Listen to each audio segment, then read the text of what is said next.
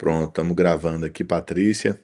Professora Patrícia, muito obrigado por atender o canal Ciência Real. Professora Patrícia aceitou gentilmente nosso convite. Nós nos conhecemos há muitos anos já, né, Patrícia? Isso aí, Como Lu. trabalhando juntos aí em várias pesquisas.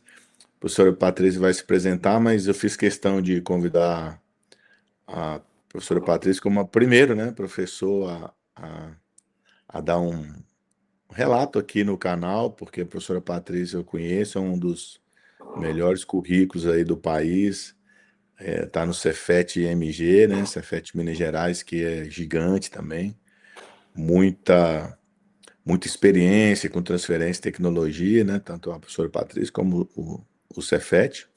Então, professora Patrícia, muito obrigado por aceitar aqui conversar com a gente, passar aí para o pessoal, né, para os estudantes, para os outros colegas, professores, um pouco da sua experiência. Você pode se apresentar bem rapidinho, Patrícia? Hoje é Claro, fácil, né? Os currículos estão aí públicos, né? públicos. Mas é legal você apresentar, falar como que você atua no Cefet, por favor. Bom, pessoal, é um prazer enorme, uma honra estar aqui com o Luiz. E exagero assim aí no início, né, Lu? Bondade sua, vou te Nenhum. chamar de Lu, posso? Pode ser, pode ser. Sim. Pode ser, Somos são amigos há muitos anos. muitos anos. Aí não vou conseguir te chamar de Luiz, não. Bom, O Patterson eu, também faz isso nas bancas. verdade. Eu sou Patrícia, eu sou professora do Departamento de Química. Eu formei em Química na UFMG, depois fiz mestrado em Química Inorgânica, doutorado em Físico-Química. Eu fui colega do Luiz na pós-graduação, na graduação não, mas na pós sim.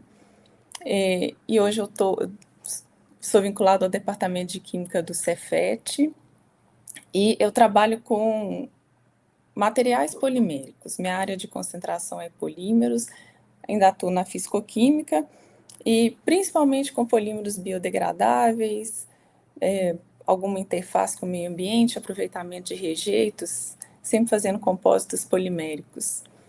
No Cefet, hoje as principais linhas são polímeros biodegradáveis, compósitos e sistemas de liberação controlada para a agricultura. A gente desenvolve materiais à base de amido e outros polímeros biodegradáveis, mas sempre com foco em aplicações sustentáveis, como embalagens biodegradáveis, sistema para liberação controlada de fertilizantes, defensivos agrícolas, inclusive em parceria com o Luiz, Verdade.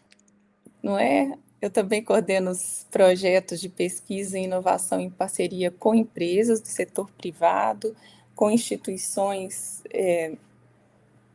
por exemplo, a Embrapa, que é inclusive esse projeto que a gente faz parcerias com outras universidades, e sempre na tentativa do sonho que a gente tem de transformar esse conhecimento que a gente desenvolve no laboratório em solução tecnológica aplicável, inovar de alguma maneira. Como que você inova, tendo que cuidar de pesquisa, ensino, extensão, gestão, né?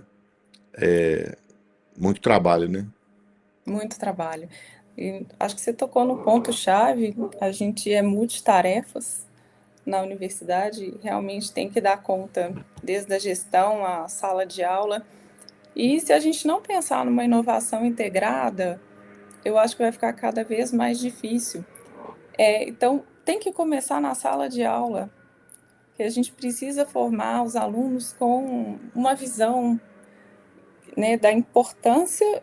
Eu preciso explicar para os alunos a importância que a inovação tem para o nosso país.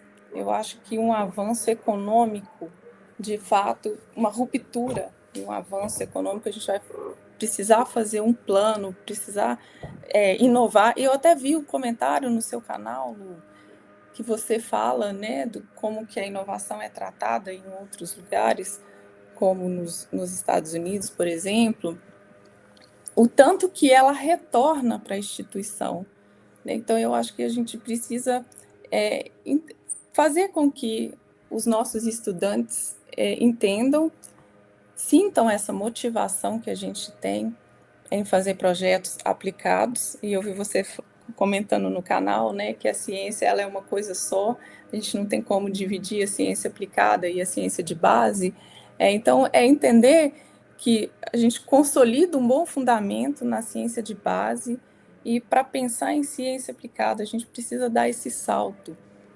Então, desde a pesquisa até na sala de aula, e principalmente os projetos de extensão, eles são fundamentais, os projetos de P&D, porque se não tiver a conexão com a sociedade, não tem inovação. Se a gente não conseguir implementar o que a gente desenvolve para o benefício para a sociedade, a gente não conseguiu consolidar e finalizar de fato essa inovação. Então, a gente precisa desenvolver projetos que dialogam com as empresas, que atendam às dores das empresas, a comunidade de uma maneira geral, o produtor rural, e sempre buscando soluções que gerem esse impacto econômico positivo. A ciência tem que sair mesmo do laboratório para atender a sociedade. Na extensão tem esse viés, faz parte da definição. Isso é claro. Legal. Então, é uma oportunidade que a gente tem. E Legal, esse ponto Patrícia. também você comenta, né? Você dá até a definição da OCDE em algum dos vídeos, e ela fala justamente isso, e a gente precisa transformar esse conhecimento em algum benefício, não é só financeiro. Patrícia, quando eu acho que tem um ponto aí que é importante, resolver a dor da empresa, né? Então, quando a gente fala, a gente ouve muito que as indústrias brasileiras não inovam, né? Que elas normalmente importam o que precisam, usa, né, de desenvolvimento de tecnologias estrangeiras. E a gente pensa também que às vezes a inovação é isso, né? Você começar um projeto na universidade, da ideia até sei lá, um fármaco que vai virar, né, um remédio, ou o caso da professora aí da Federal do Rio, né? Aquele que estava fazendo as pessoas tetraplégicas, né, Voltar a andar. recuperar os movimentos. Aquilo foi muito legal. A gente estava falando aqui que a inovação, que a pesquisa na Universidade Brasileira não é reconhecida, né, e tem muitas coisas legais, mas nesse caso aí foi um bom exemplo, né? A professora ficou bastante conhecida, e a gente precisa de mais disso, né? E Mais tem, né? disso. Tem muitas outras Tem coisas, por exemplo. vários. Oi? Pode falar, nessa linha aí mesmo. Uhum. A gente tem vários cases de sucesso. Se a gente pensar, por exemplo, que a exploração do pré-sal é um projeto em parceria Petrobras e Universidade, um Tá vendo? case Ó, de sucesso bacana. essas coisas de polímero, dos polímeros que vocês desenvolvem, né? Se eu não me engano, num outro projeto vocês estavam fazendo cercas, né? Trocando madeira por compósito, polimérico do trabalho de Isso, vocês, né? Olha que coisa exato. legal. E essa parte ambiental, né, Patrícia? Então, Uhum. será que a gente precisa encurtar, né, a distância do Brasil, do que tem no Brasil, das universidades para as empresas, né? Como é que você acha que a gente faz isso, Patrícia? Porque a gente tem a noção do que as empresas querem o nosso conhecimento de graça, eles têm a noção de que nós somos lentos demais, burocráticos e só temos ideias acadêmicas. Como é que a gente resolve esse dilema, hein? Você tem uma ideia? Luiz, assim, eu vou te falar da minha experiência pessoal. O que a gente tem Isso. feito é ir até as empresas e fazer conversas, brainstorms, junto aos funcionários, aos representantes, a quem está na ponta. A gente traz diversos integrantes desse quebra-cabeça. A gente senta, conversa, a gente entende a dor das empresas e vê como que o nosso conhecimento pode ser útil para fazer uma proposta, um projeto em conjunto para poder atender a essa dor. E o que a gente tem feito, a gente tem tentado implementar modelos que têm funcionado bem, a gente divide os projetos em gates técnicos. Então, por exemplo, a cada 6 meses a gente reúne, apresenta os resultados e decide os parceiros envolvidos, eles decidem se vai dar continuidade ou não, porque a gente avalia essa questão que você falou, o ritmo do projeto está indo bem, ou a gente pode fazer continuidade, mas com intervenção, vamos aumentar a equipe, algum procedimento que está para frente, a gente pode puxar, adiantar, então a gente reformula de tempo em tempo, avalia o desdobramento e propõe intervenções naquele projeto junto ao parceiro sempre.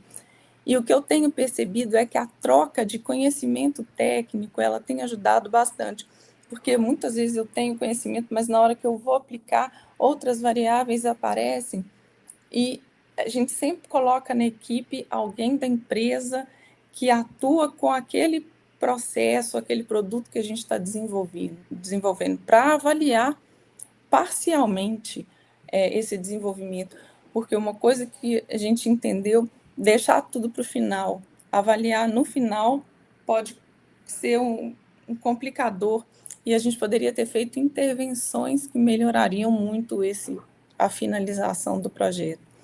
Então, essa questão de realmente pontuando, só para resumir, a questão dessa troca, da presença dos agentes que utilizam diretamente na empresa, no nosso grupo de pesquisa, fez bastante diferença. Legal, esse ponto aí, né, de você colocar ali em períodos para ir remodelando o caminho, interessante, uma dica boa. E eu percebi, não sei se eu entendi mal, vocês não desenvolvem uma coisa, um projeto, e leva para a indústria para ver se ela interessa. Vocês vão na indústria e tentam ver o que eles querem primeiro, e aí traz para a equipe desenvolver, é isso? Isso é interessante, né? Exato, a gente entende a É dor diferente, da né? empresa, Isso muda. é um caminho que a gente resolveu se aventurar nele, tem dado certo, então eu entendo a demanda da empresa, a dor da empresa, e vejo se aquilo que eu tenho de pesquisa de base que eu já desenvolvo pode atender, se eu consigo fazer essa conciliação. Legal. Patrícia, eu sei, né, dos sucessos aí que vocês têm tido com as empresas, conheço alguns trabalhos de vocês, são geniais.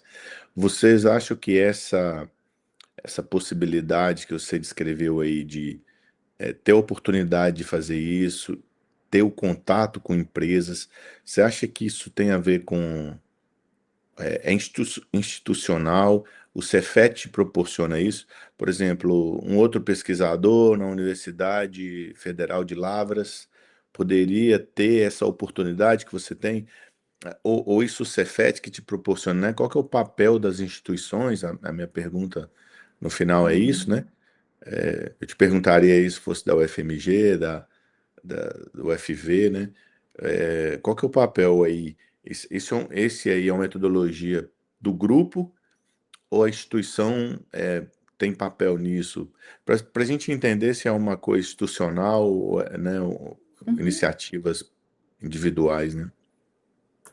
São iniciativas individuais. Eu tenho um grupo de pesquisa que é o Intec Lab, chama Laboratório de Tecnologias Integradas, e o grupo resolveu atuar dessa forma. Então, não é Legal. institucional, né?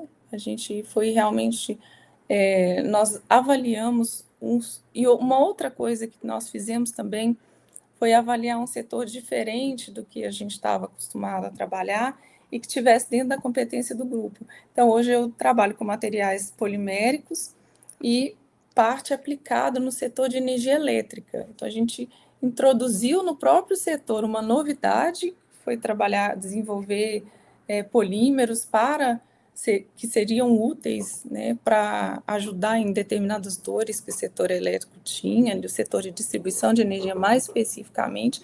Então, o grupo entendeu que a gente poderia atuar dessa forma. Você falou um ponto aí que eu cito muito, eu também acho, eu falo muito dele, que eu acho que na hora que a gente começar a mostrar casos, né, que aconteceram, que são reais, né, ciência real, uma pesquisa, eu mostro nas aulas e acho que numa dos vídeos aqui, as diversas empresas que saíram de pesquisas das universidades brasileiras, né, e viraram empresas gigantes, empresas multinacionais. Então, assim, é possível, né? Dá para fazer. Ainda a gente tem toda essa questão burocrática que você falou, mas eu sou otimista e o mundo está mudando muito, né? Os estudantes precisam ser mais motivados. Aí são as camadas de De- coisas que a gente precisa mudar, né? Você é otimista ou pessimista, Patrícia, sobre a inovação, né? Vai, vai Ou eu melhorar? posso só fazer um complemento aqui que me veio à cabeça. Claro, É uma coisa que nós conversamos mais cedo. Um ponto que eu acho crítico também é a valorização institucional da inovação. Eu acho que ela precisa acontecer, porque os nossos critérios de avaliação dos programas, dos cursos de graduação, eles ainda são muito voltados para a produção de artigo. Então, a gente precisa equalizar um pouco mais e melhorar os critérios concordo. é, que vão, né, avaliar a inovação. Por exemplo, uma transferência de tecnologia, para mim, ela valeria tanto quanto um artigo científico publicado numa revista 1A, Numa de Science. Qualis, numa Science, eu não sei, mas eu, de Qualis alto, né, A1, aí, esqueci o Qualis agora, o Qualis mudou. Então, eu acho que a gente Concordo. precisa olhar, sabe, nessa direção, para ajudar. Eu acho que vai vir uma geração aí, depende da gente, né? Empolgar os alunos Depende da também, um gente. pouco, É por deles isso que é também verem integrado, futuro.